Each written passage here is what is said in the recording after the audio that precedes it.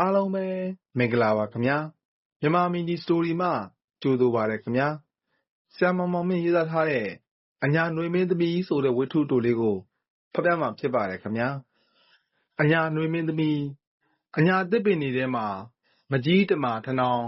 လက်ပံကိုတွေဟာထင်ရှားတဲ့အရိပ်ပင်ကြီးမျိုးတွေပါအညာနွေဆိုတာဟာစူးစူးရှက်ရှက်လင်းပြီးကြဲကြဲတောက်ပူတယ်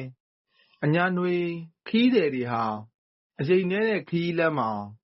ရွှဲနှုတ်တဲ့စိတ်နဲ့နေတဲ့ထနောင်းပင်ကိုမြင်ကာမြနဲ့အေးချမ်းမှုကိုခံစားရတယ်ထနောင်းရွက်ကလေးတွေကလက်သိညက်စလေးလောက်တေးသေးမုံမုံရွက်ပေါင်းမျိုးစာဒါပေမဲ့စုပေါင်းလိုက်တော့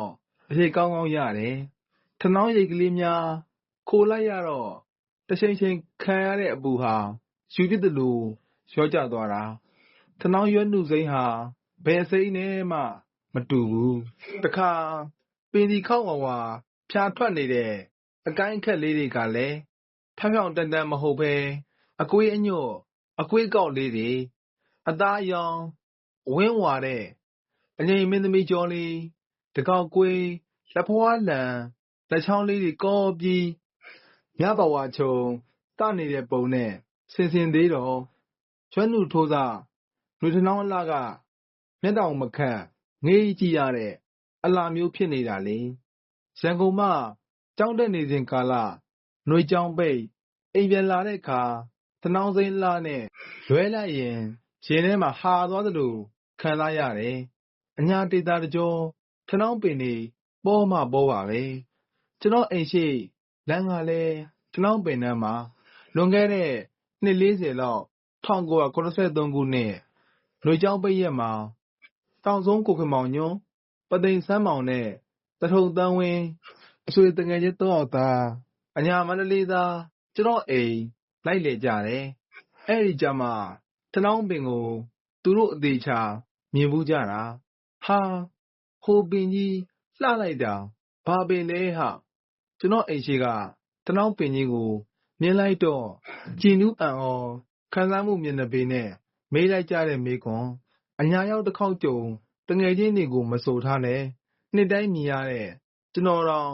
ရွက်နှုသစ်ထိုးထနောင်းလှကိုကြည့်လို့မဝပါဘူးကျွန်တော်ကလည်းကျွန်တော်အမြင်ခံစားမှုအတိုင်းဖြေလိုက်တယ်အဲ့ဒါအညာຫນွေရဲ့မင်းသမီးဘောကွာအေးကွာလှလိုက်တာမျက်လုံးထဲကိုအေးသွားတာပဲတမပင်လားအစားအစာနဲ့တငယ်ချင်းအပေါင်းအသင်းကလွဲလို့စိတ်ဝင်စားမှုမရှိတဲ့အရွယ်မို့သူတို့ကြားဘူးနှောင်းဝတမပင်လားလို့ရန်တန်ဖြန်းလိုက်သေးတာထနောင်းပင်မှာကွာအော်ဂျိုးနှကောင်ထနောင်းပင်ညီနောင်ကလောင်းအောင်ကူချွဲဆိုတဲ့ကြပြတဲကအပင်ကိုအောက်ပြည်အောက်ရွာကတငယ်ချင်းတွေကကျွန်တော်ဒေတာအညာသစ်ပင်တွေကိုမပိတ်မမြင်ဘူးခင်ကလေးကဖိုးတောင်သူတဲကြပြလေးကြောင့်ထနောင်းပင်ကိုကြားဘူးနေကြတာပါလာဟေးထွာပါကြမယ်ဆိုတဲ့လက်ပံကောက်ကြပြနဲ့လက်ပံပွင့်နေလေတိုက်ကြွေလိုက်တဲ့ခါတဝဲဝဲလေကလေရင်မမလို့အညာသားအဆိုတော်တန်းထွန်းလေးရဲ့တချင်းတန်ကြောင့်လက်ပံကိုနားရင်ခဲ့ကြတယ်တက္ကသိုလ်ဇလန်းနေကြောင့်မဆိုင်ဖူးတဲ့အညာတမနှံ့ကိုတင်းတင်းလေးခံစားတက်ပြီးမကြုံသေးတဲ့အချစ်ရဲ့ခါတိမှုကိုမစားဘူးသေးတဲ့တမရသာနဲ့တွဲကတမတော်ကိုစိတ်ကူးရင်နဲ့လွမ်းမောနေကြတဲ့ခန်းကိုတော့ကကျောင်းသားတွေအခုတော့အကြားနဲ့ခင်ခဲ့တဲ့ထနောင်းပင်ကိုအမြင်မှာရင်မှုကုန်ကြပြီပေါ့အညာနွေမင်းသမီးရဲ့လှကိုကျွန်တော်ကမှုန်းတော့အိမ်ရှိလမ်းတစ်လျှောက်နေအောင်အောက်မှာစိမ့်နဲ့တောက်ပနေတဲ့ထနောင်းရိမ်တန်းကိုထွက်ကြည့်ရတာခံကြတယ်အိမ်ရှိကထနောင်းပင်ကြီးအနားထိတွားပြီးစူးစမ်းကြတယ်မင်းသမီးကလည်းဝိကွက်တင်နေပါလားဟပင်စီထနောင်းခေါက်ဝါမှာဟိုတကွက်ဒီတကွက်အညိုရောင်အဖေးကွက်ကြီးတွေကအယုတ်ဆိုးလို့မပြောပဲခြံထားတာသူမြင်သွားပြီတောက်ပတဲ့ရွှေစိမ်းလှက4-5ရက်ပဲခံတယ်အယောင်ရစ်သွားရင်တခြားသူတို့ကိုလိုအပင်မျိုးဖြစ်သွားကောအညာမြေကဖုံအလွန်ထူတော့လဲမောင်ကားမောင်းလို့ထလာတဲ့ဖုံလေယူးမွေလို့လွင့်လာတဲ့ဖုံတွေကထနောင်းရွက်သေးသေးဆက်ဆက်လေးတွေပေါ် တင်ကက်နေပြီဆိုရင်အညာနွေမင်းသမီးခမရွက်နုတုံးကမြာဆိုင်အောင်ချုံဘဝစားနဲ့အလားကြီးလာခဲ့သမျှခွာဝါချလိုက်ရတော့တာပါပဲဖုံအလိမ့်လိမ့်ညစ်ပေတဲ့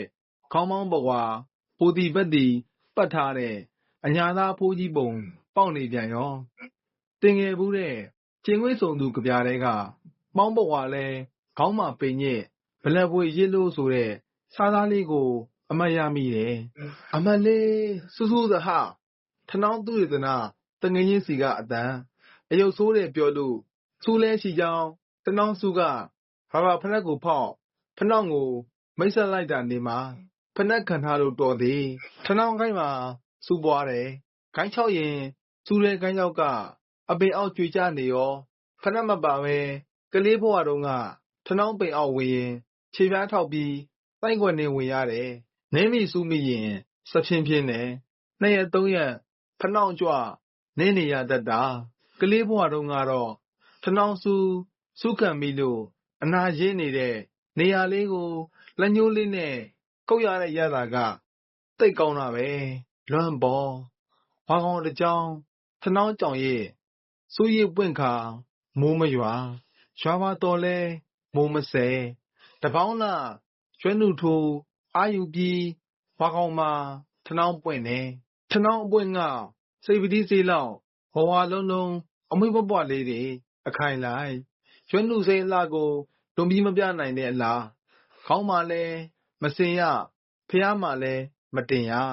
အပင်မှာတော့ကြာနေတာအပွင့်ပြီးရင်အသီးလိုက်အသီးကလည်းပိန်လီတဲ့ပဲသီးလေးတွေလိုအတွဲလိုက်ရင်းချောက်သွားရင်မကြွေမချင်းအပင်မှာမဲမဲတဲတဲတွဲလဲရုပ်ကဆိုးပါပြီအချို့အပင်ကအပွင့်ကျွေးရွှေဟောင်းခါပြီးရွက်သစ်စိမ်းထိုးရင်အထိအသီးခိုင်ကမကြွေနိုင်ကြဘူးအနက်ထဲကွက်ကျဲပစိုးနဲ့လူပြက်လူထနောင်းသီးခိုင်တွဲလီကຫນွေမင်းသမီးညာစိတ်ရွက်နဲ့အတူကိုင်းထက်မှခိုနေတတ်သေးတာတော်တော်ချောင်းမှအသီးကိုင်းပြားချောက်စူးကိုင်းချောက်တွေကိုအတိအကျချွေချလိုက်တာခြေပေါ်တဲ့မန္တလေးမှာခြေသေးခွေတွေမပေါ်မီကထနောင်းသီးချောက်တွေမိရှို့မိကိုမိုင်းနဲ့ခြေပြေးခြေသေးအဖြစ်သုံးခဲ့ဘူးတယ်အရွက်အပွင့်အသီး3 မျိုးလုံးတေးသေးနှုတ်လေးတွေအပင်အောက်ကြွေပြီးဆိုရင်3 မျိုးလုံးတပစီလေးရကတ်တယ်နောက်ထနောင်းပင်အပေါ်လူလုတ်တဲ့ရုပ်ဆိုးကွက်ရှိသေးတယ်အခေါက်တွေကိုခွာထားရင်ဆိုင်ကယ်လေးပြီးဒလိမ့်တိုက်ပါသွားလို့ရေပြားလန်သွားတဲ့ခြေလုံးလိုဖြူဖက်ဖြူရော်နဲ့တော်တော်ကြည့်ရဆိုးတာထနောင်းကောက်ကတောရက်ချက်တဲ့နေရာမှာသုံးတာတဲ့ဒီလိုဆိုပြန်တော့ထနောင်းမင်းသမီးကကလာသားအသွင်နဲ့လူမိုင်အပေးလဲလှုပ်တတ်တာပါလားတောရက်ကိုအရက်ပုံးလို့ခေါ်တယ်ပုံရှိုးကွယ်ရှိုးချက်ရတယ်ပုံရှိုးကွယ်ရှိုးရောင်းရတာပုံရှိုးကွယ်ရှိုးတောက်ရတာခုတော့ပြည်တွင်းဖြစ်လန်ကန်ကြားရက်တည်းရဲ့ချက်ကွက်ထဲမှာလိုင်စင်ရရဲဆိုင်ကြီးတွေဆိုင်လေးတွေပေါ်များများရှိလာတော့ထနောင်းပင်တွေအတနီလန်တာသက်သာသွားမယ်ထင်တာပဲဥယေလို့ခေါ်တဲ့ရေမရောတဲ့ထနောင်းကောက်ချက်ရက်အပြင်ကမြန်မာလိမ့်သေးတွေမှာအသုံးဝင်နေတငယ်ချင်းတွေကိုမြို့အနှံ့စပိန်နဲ့လိုက်ပြတယ်ကျုံပတ်လင်မှာလဲထနောင်းမင်းသမီးတွေမြင်ခဲ့ရပါတယ်ညနေစာသမင်းဝိုင်းမှာတော့ထနောင်းရွက်တုပ်ပါတယ်ထနောင်းရွက်နုနုလေးတွေကိုပြုံးခြေစင်အောင်ညက်ကကြေးနဲ့နှုံညံပစုံချောင်းကျက်သွန်ဒီစီချက်မြေပဲလော်ထောင်းမပြားရီကောင်းကောင်းလေးနဲ့ရောနဲ့တုပ်လိုက်ရင်အညာတွေရဲ့ဟင်းတစ်ခွက်ရပြီမချောက်ချက်နဲ့ရေနွေးချက်နဲ့အလွန်လိုက်ဝတ်သားဟင်းပါရင်ပိုးကောင်းထနောင်းစုခံရတဲ့တငယ်ချင်းကိုညနေစာမှာအမေရဲ့ထနောင်းရွက်တုပ်နဲ့ပြန်ချောလိုက်တာဟာစိတ်လေးစားကောင်းသဟာထနောင်းစူးလို့နာတော်ပျောက်သွားပြီဆိုပြီးຫນွေမင်းသမီးကိုခွေလွတ်သွားပြန်ကောကျွန်တော်ကတငယ်ချင်းတွေကိုထနောင်းရဲ့လှကွက်တာပြော့ထားတာပဝါညစ်ပေနဲ့အညာသားဖိုးကြီးရုပ်ဖုံဆုပ်အကြီးတံပုံကိုပြောမထားဘူးစူးနဲ့ထိုးရန်လိုတက်တဲ့အကျဉ်းရုပ်ကိုအတိမပေးမိဘူးတောရက်ပုံချက်တဲ့ခပ်ပေပေ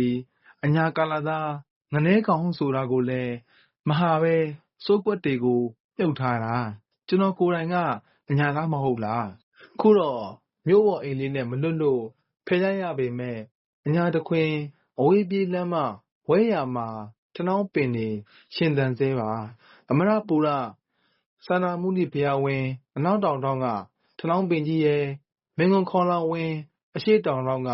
ထနောင်းပင်ကြီးရဲ့ကခီးသွားတွေအတွက်အမတ်တရရှင်တွဲပြီးတက်မုံရိုက်ခံနေကြရပြီးထနောင်းမင်းသမီးရဲ့အလှကသူ့ရဲ့အကျဉ်စရိုက်ဆိုးတွေကိုဖုံးဖိနိုင်စွမ်းရှိတော့အညာခီးသွားတွေအတွက်ဆွဲဆောင်မှုတစ်ခုဖြစ်နေပြီဒီကနေ့လမ်းလျှောက်ထွက်ရင်းအဝင်း10ပေလောက်ရှိတဲ့ထနောင်းပင်ကြီးကိုမှတ်တမ်းတင်ခဲ့တယ်တက်တန်း100လောက်တော့တေချာပေါက်ရှိမယ်ထင်တယ်အညာနှွေမင်းသမီးတို့တက်တန်းလဲရှိကြပါစေအညာတစ်ခွင်မှာမျိုးဆက်မပြတ်ရှင်သန်ပေါက်ဖွားနိုင်ကြပါစေမောင်မောင်မြင့်မန္တလေး19ရက်ဒီဇင်ဘာ2021ဆရာမောင်မောင်မြင့်မန္တလေးခြေသက်ထားတယ်အညာနှွေမင်းသမီးဆိုတဲ့ဝတ္ထုတိုလေးကတော့ပြီးဆုံးသွားပါပြီခင်ဗျာအညာသူညာသားများအားလုံးမကြီးတမာထနောင်းလက်ပံကုတ်ကိုထင်ရှားတဲ့ရိပ်ရပင်ကြီးမျိုးများကိုတန်ဖိုးထားချစ်မြတ်နိုးနိုင်ကြပါစေစာချစ်သူနားဆင်ပေးကြသူအားလုံးစိတ်ချမ်းသာကိုယ်ကျန်းမာလို့ဒိုရဆန္ဒများပြည့်ကြပါစေခင်ဗျာ